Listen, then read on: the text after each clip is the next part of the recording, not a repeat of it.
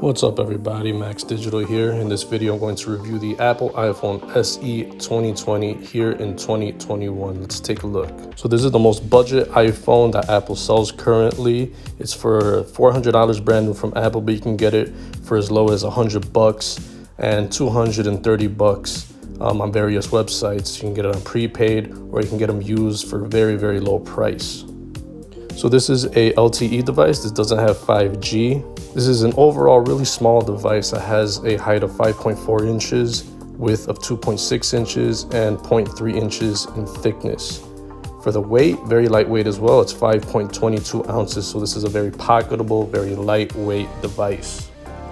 For the build quality, it actually has an awesome build quality. You could even call it a flagship build quality because it has a glass front and a glass back with an aluminum frame.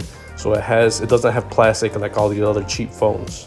This phone also has eSIM, so that means that you could have a physical SIM card with a phone number and a data plan, and then you could also have an eSIM where you could pick out any service out there that offers eSIM. So you could have two phone numbers, two data plans, swap them in and out. This is good for travelers or people that just like to have easy access to cellular plans. This phone is also very good with water. It's IP67 dust and water resistant, so you can dunk this phone up to 1 meter for 30 minutes. So it's not too bad to have around the pool or the beach, or it could take a splash here and there. And for the display, it's very tiny display. It's only 4.7 inches, and the screen to body ratio is only 65%. So a lot of the front is bezel, which also houses the home button. It's a Retina IPS LCD. But it's not, I mean, it's pretty good to the eye, but it only has a resolution of 750 by 1334 pixels. So the PPI density is 326, which on paper doesn't sound that good. It's barely a little bit over 720p. It's not even a full HD, but it is still pretty good. The iPhone SE 2020 launched with iOS 13 and it'll get about 5 years of updates. The good thing about iOS is that you could have things that aren't offered on other operating systems like Android, so you can get FaceTime, iMessage, AirDrop, iMovie, and things like that. For the chipset, has the Apple A13 Bionic, which is only one model behind right now, and it's still a very great processor. It'll do all your music, your podcasting, video taking, picture taking, watching video, YouTube, GPS, browsing the web. You can run all your apps. Do calling, texting, video chatting, email, hotspot, Bluetooth, all that good stuff. This phone will pretty much handle all that stuff with no problem. For the storage, you start off at 64 gigs.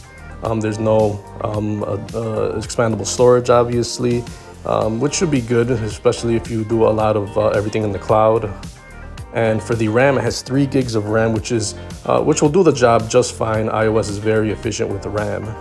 The camera department has a single 12 megapixel camera on the back, which is perfectly fine. It doesn't have like the 4 camera setup that a lot of other phones have, but this camera is very good at taking video, very good at taking pictures. You will not be disappointed. You could also shoot video up to 4K. So for this budget device to shoot 4K is pretty good as well. The selfie camera, you have a 7 megapixel shooter, which shoots at 1080p. You'll be very happy with the quality of the videos and pictures of the selfie camera on this phone.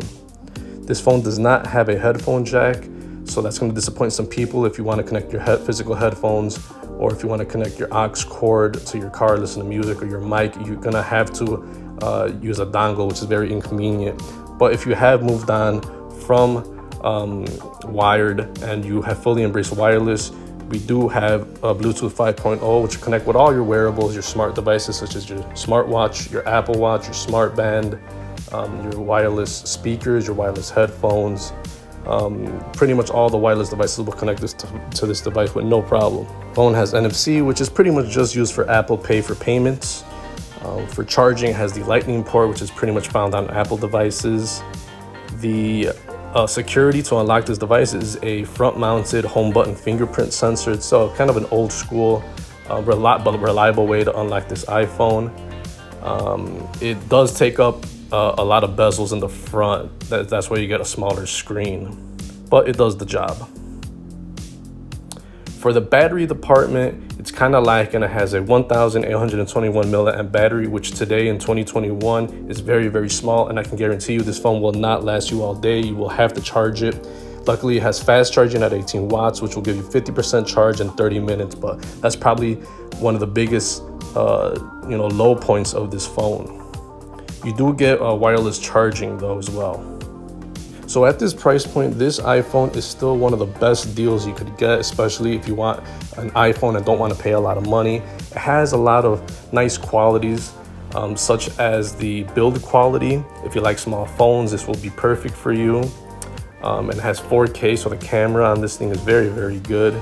If you like physical fingerprint unlocking, this has it as well. The only downside, really, obviously, is going to be the battery. But if you have a fast charger or, if you don't use your phone a lot, this will suit you just fine. It's still a very, very great entry-level phone for iPhones if you just want to get in the iOS ecosystem. And you can get it prepaid for real cheap, or even get it used for $200. And if you want it brand new, it's only $400. So you cannot go wrong picking this phone up. It'll last you a long, long time as well. Well, thanks for watching, guys. It's Matt's Digital here. Take it easy. Peace.